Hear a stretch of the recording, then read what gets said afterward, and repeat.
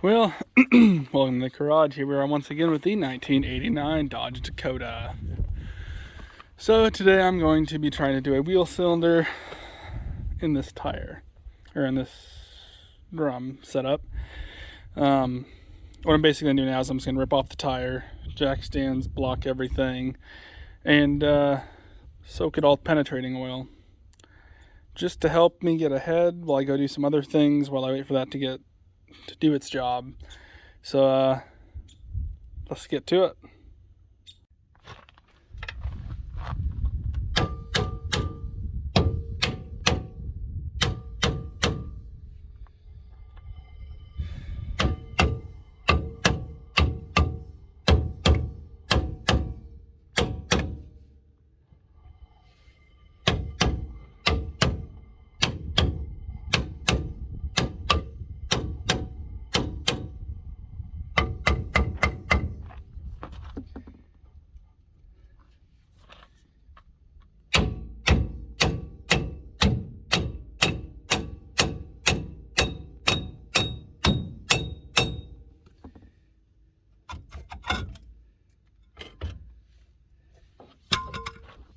Ooh, buddy.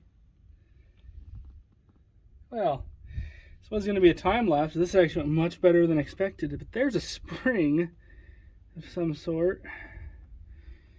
And let me wipe off my hands. So, one thing we can definitely see here is huge uneven pad wear. Here there's, well, I've been scraping on metal, and down here there's a nice chunk of pad left. I need to clean these up and see how they look. Right now they're just covered in oil, because this thing has been leaking brake fluid for a while. Which, if this is how this rear brake looks, I can only imagine the other side also needs redone as well. One thing I probably am going to do is just get in here with brake clean and just soak everything down, because that guy's getting it replaced, that wheel cylinder. That's the whole reason I started doing this. But apparently we're going to learn how to do drum brakes on a Dakota, which I really wasn't planning on doing, but that's all right. I'll go ahead and do it. But I've had a brake fluid leak for a long time, and I never knew where until I just finally saw oil coming out from this guy running down the back of the wheel, which means that is bad. Obviously, it has been a problem for a while, which it's a good thing I did address the issue, or else I would not know that these pads are bad. These are probably the original ones from, it wouldn't surprise me, I should say, if these are the original ones from '89, because this truck is, doesn't have too many miles on it. I don't remember how many it is, around 150,000, let's say. And these are definitely overdue to be changed. And I will pop off the other side just to give myself a peace of mind to see if these are the same. And it also will tell me whether or not I need to change out the wheel cylinder on the other side, which, if I'm in there doing this, I probably will just go ahead and do it, because why not? They don't cost that much. I'm already going to be in there. There'd be no point in me tearing everything apart, fighting that, which that came off actually extremely easily. I did not expect it to. And no reason to tear everything apart once and then in 6 months to a year tear it apart again to replace the leaky wheel cylinder. Originally I was going to leave that side alone, but seeing how this side needs pads, the other side should as well. And if I rip open the other side and stuff's been replaced and the pads look good, then I won't worry about it. I'll probably still leave it open as a reference point to this side, because, well, let's be honest here, I'm going to need a reference side to when I tear this apart. No matter how many pictures you take, the best thing you can do is have something you can actually reference off of. And that's what I'm going to do with the other side. So, I'm going to measure that guy, order parts, and tear apart the other side. And I guess we'll get back to this when I have parts. So, it'll be nothing for you guys, but him and I are going to have to wait. So, here we go. Well, here we are on the other side, and also, kind of as I expected, the pads are almost gone entirely right there. This cylinder looks like it has been leaking a little bit. Not as bad, clearly, as the other side. And I'm going to clean that up. That doesn't seem as bad as the other side either. So definitely 100% a good thing that I'm doing this. There still is a little bit of pad left on up here. This one actually was set a lot better. This front one's more worn down on top than on bottom. So it wasn't perfectly even wear up here, but this back pad wore a lot better than the other side. So, looks like I'm gonna do everything twice. There's one positive here though, is I've never actually used the e-brake on this, the parking brake, for the sheer fact of I was always concerned that it might get stuck. At least once I go through and do this, assuming the cable doesn't get stuck, this should ease my mind of being able to do all of that. I'm actually very surprised by how easily both of these came off. Now, if someone is doing this and they are going to order some of these parts, you need to know if you have a 9 or a 10-inch drum. They told me measure inside diameter, which I haven't measured mine yet. And by looking at it right now, I can't tell you. I'd like to say it's a 9, but I don't know. And it really doesn't matter for anybody else's application, because theirs could be different. But for the most part, like you saw me do on the other side, you just hit around in between these guys to try to shock anything loose from here. And then you can knock on this center, try to shock it loose from there too, which oddly enough worked perfectly on both these sides. If I was a betting man, I'd have bet I would have ended up destroying these, because sometimes they like to fight, and I assumed they'd never been off. But I always kind of wonder if, whenever I have a leak like this, if the brake fluid actually helps everything kind of stay loose-ish. I don't know if it's true or not, but that's kind of always been one of my own thoughts about it. So, like I said, we'll come back once I get parts. So as you can see, I got one side done. I wanted to go ahead and do one side first so I could see if there's anything particular about these trucks. Brake systems. Price seems like the same day to you guys, but there's nothing crazy about these.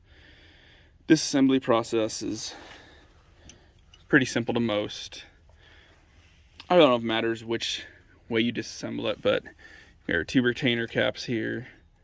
Just push it in, turn it, and then it comes off, which I forgot. For these it was actually easier. Now, you can either do this with a screwdriver or by scripts. I had 2 screwdrivers when I started this. This one I have notched out 4 springs. So, hopefully I can do this one hand and trying to talk. I'm trying to remember best way to get on this darn thing. I think I normally pull. But it's hard to do this in film. It's right there, but it just doesn't want to pop off because I'm using the wrong hand. So, sorry, this is going to be very... That is the 5th damn vehicle to speed by in the past 20 minutes, and I live on like a dead-end gravel road with like a couple neighbors down behind past us. So I don't know who's driving by so quick, or why. There we go. This thing's gonna be a bugger sometimes. A lot of guys use channel locks, or they use another screwdriver and do something different with it. Me, well, I don't do it like other people for some damn reason, because their way's probably easier, if we're being honest here. Oh, you son of a gun. There we go. So, now, these guys will move a little bit more. That one really won't, because I think the parking brake piece is down in behind here. It's hard to see things right now, obviously, because it's 5:30 and it's dark out already. But you can take this bar out. Remember which end your spring is on. And it's on the skinny end, not the wide end, because the spring has to slip over that.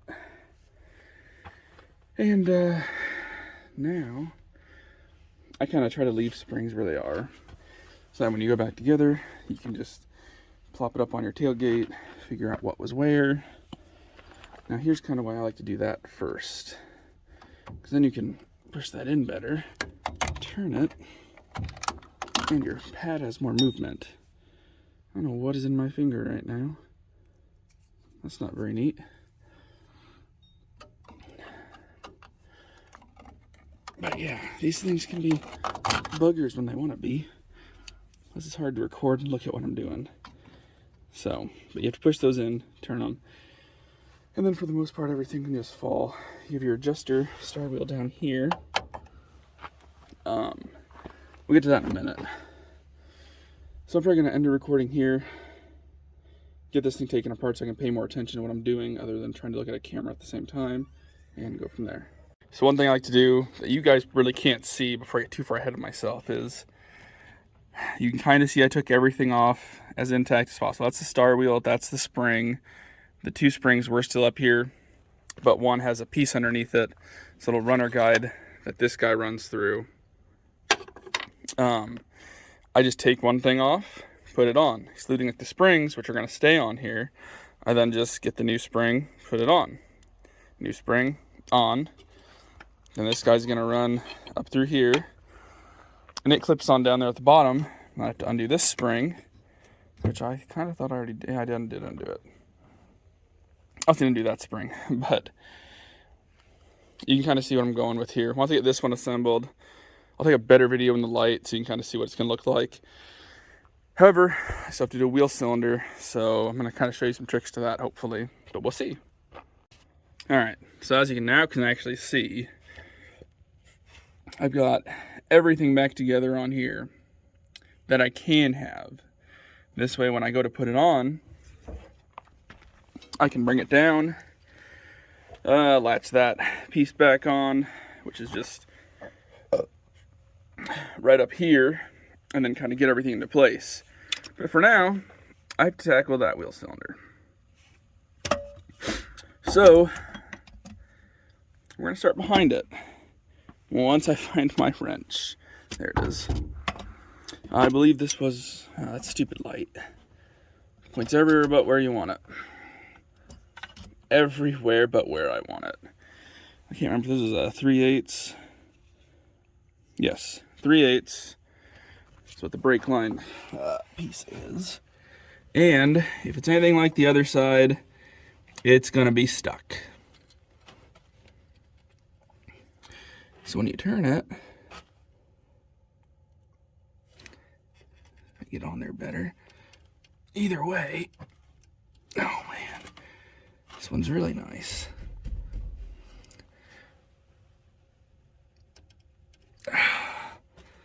It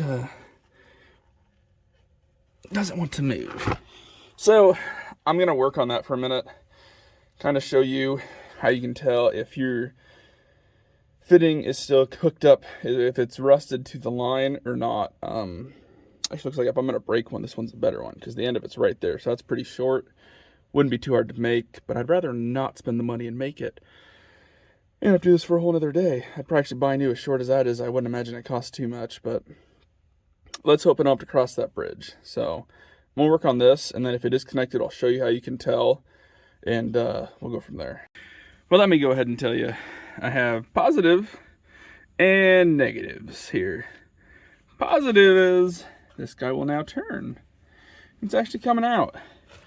Negative is, now, even though in my opinion, this style of wrench is the best style of wrench to do any kind of brake stuff with, this guy rounded it off. So I use my little torch right there, because I don't have a bigger torch, sadly. Heated it up as much as it possibly could, and then I had to put vice grips on it.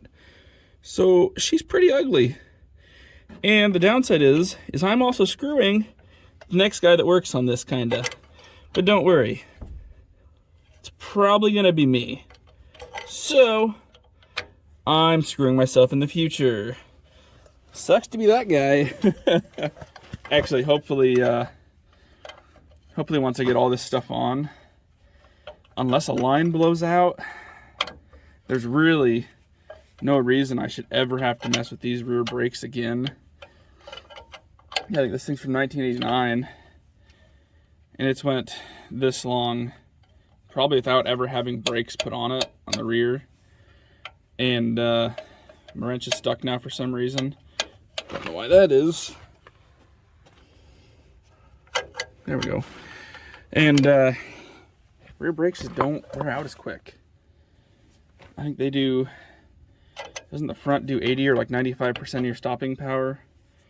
And this thing doesn't haul too much heavy stuff. It really doesn't tow a trailer. Legally, it can't. I think that might be out.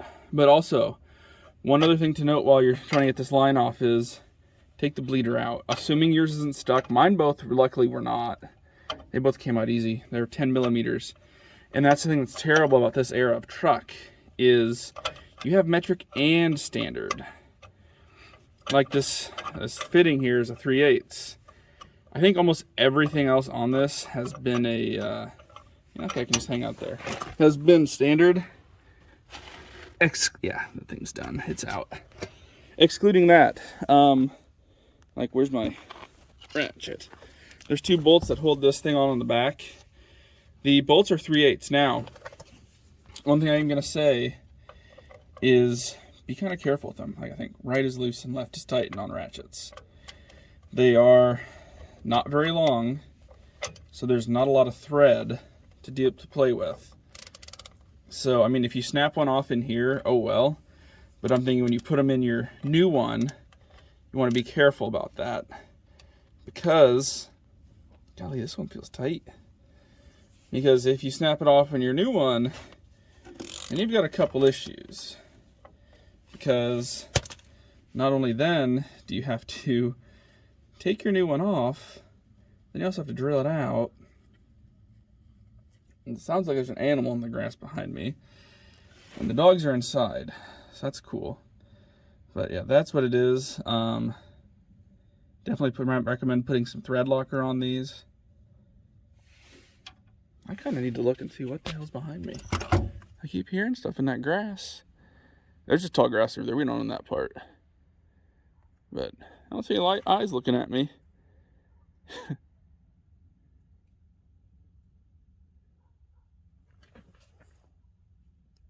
I don't know. 22 in the truck, so I'm not that concerned. But also, I recommend don't lose those. That's why I kind of set them right there on a leaf. And you really shouldn't have to worry about it. Now that I say that, I'm probably going to drop my ratchet.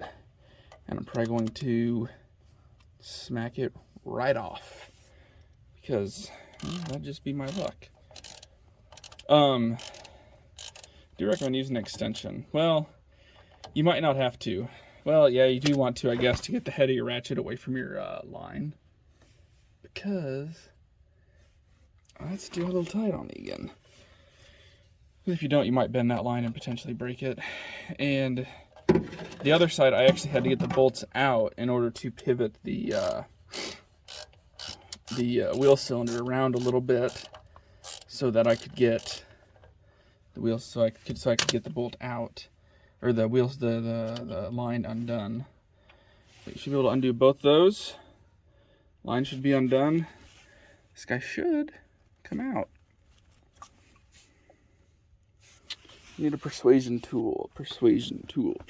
These look pretty good. Small persuasion tool. Yeah, oh, there's still brake fluid in there. Looks kind of icky. Oh, actually, doesn't look too bad. You guys can't see anything. But yeah. This one I think's been done before.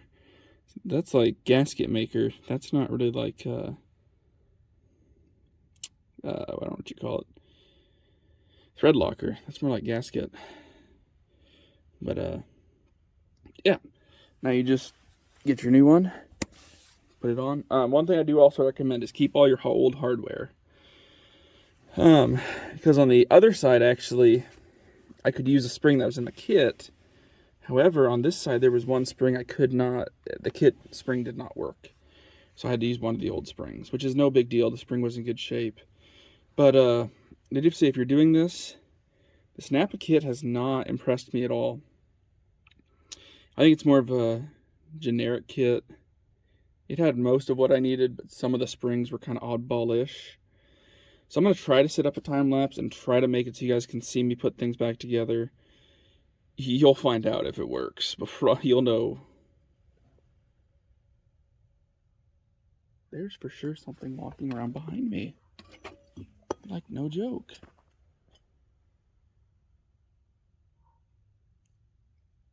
I have no idea what it is. Probably a cat or a raccoon or a possum, but I don't know. I don't see it, which is the weird thing. But, oh well, if the old boogeyman gets me, the old booger man gets me then.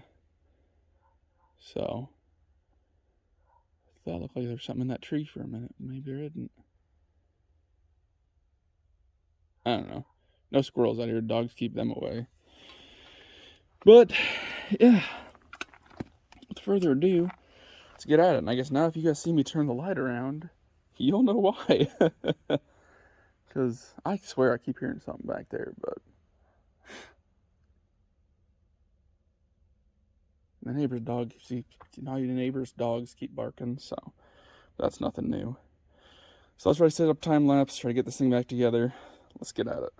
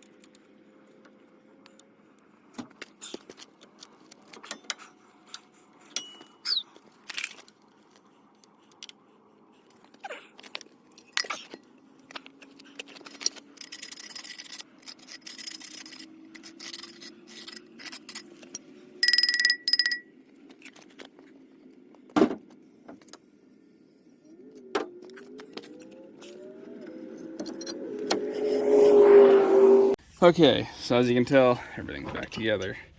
I should probably tell that little piece right there was a never-ending fight, it seemed like. But I know that one, the rear one was originally on the outside, so that's how I wanted to make it again. Probably would have been a lot more simple to just put it on the inside, but that's not how it was. That's not how I wanted it to sit.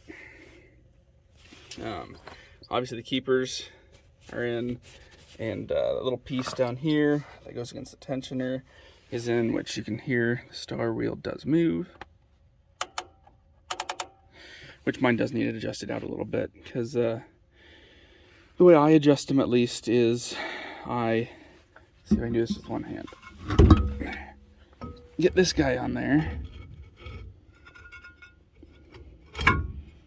Close. And then when you turn it, oh, not all the way. Should feel a little bit of resistance. And that's actually not bad at all.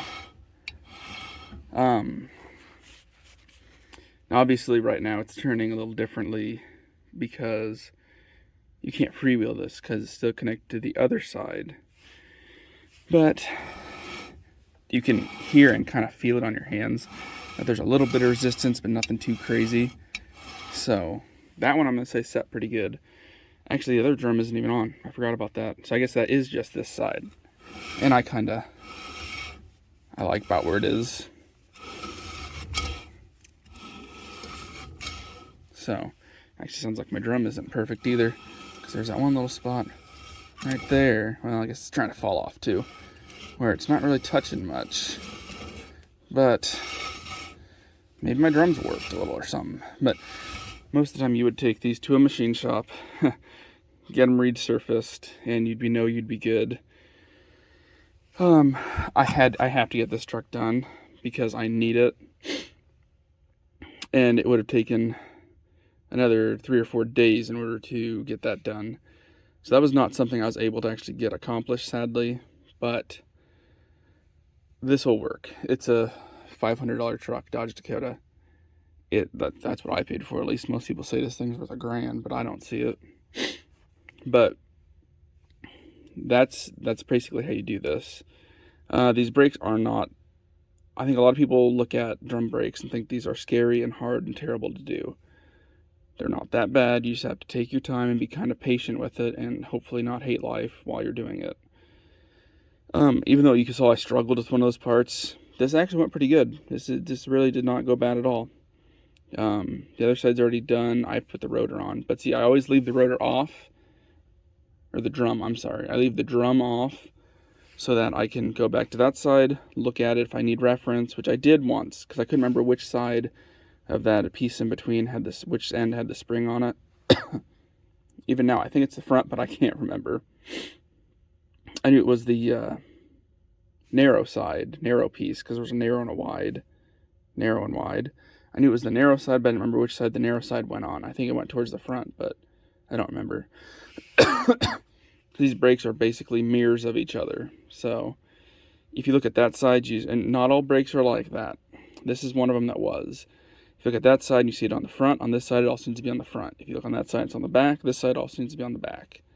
So I say if you're not, if it's not exactly the same as your vehicle, pay attention to it before. I made sure to look, and I knew that these were mirrors, so I knew I was okay with what I wanted to reference.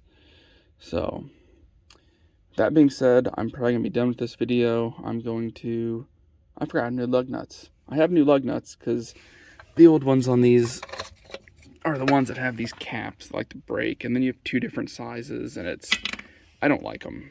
So I bought new ones that aren't caps, so I don't have to deal with that anymore. I can know everything's going to be one size. I already changed the fronts because I looked at the brakes up there once, I think. Don't remember what I saw. So they'll get me through winter, and then I'll look at them after that. But unless they start making bad noises, then we'll do front brake pads. But by that point in time, then I'd probably also need rotors. So yeah, people that don't know, rears are drums and shoes. Brake pads back here are your brake shoes. Fronts are rotors, calipers with pads. I'm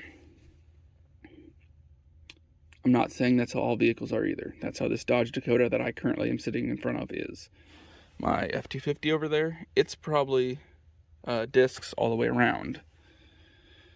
But every vehicle's different. You have to kind of pay attention to how it looks. Take pictures as well before you do this. I don't know what all recommendations I gave the first time because that was 2 days ago. But always make sure you take pictures so you can always have something to reference back towards.